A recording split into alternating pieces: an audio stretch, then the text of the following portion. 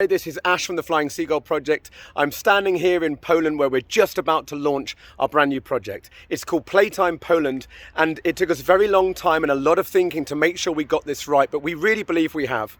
Since the conflict began and the war began in Ukraine, we were obviously, like we always have been, painfully aware of the children suffering within that situation, within forced flight, displacement, bombs dropping, all the energy and terror that comes with a conflict.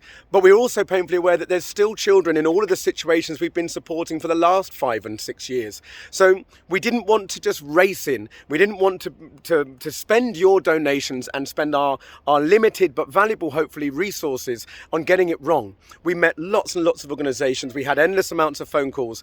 And then we discovered Happy Kids. It's an organisation here that are specifically housing children from Ukraine that not only, of course, are fleeing the war, but they also were living already in institutions without parents in Ukraine before they came. So they've already had to face this huge burden of abandonment or growing up without a parental unit in a state-run institution, which comes with an awful lot of difficulty. But then, with the onset of war, they had to flee there too. So they're here being housed by Happy Kids in Poland all over the country, more than 2,000.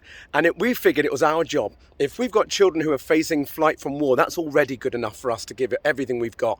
If we find children that are facing the troubled difficulties of abandonment or living in institutions, that's already good enough reason. But if you're going to face all of that and you're just a little person, you're just a kid. I don't mean that rudely. I mean it with all the value it holds. A child deserves to feel special and to feel love and to make memories and to have hope.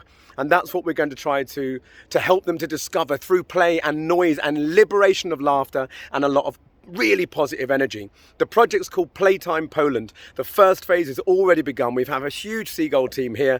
We'll be splitting off into 2 teams and covering as many of those centres as possible, spreading as much smiles and as much light and as many smiles as we possibly can.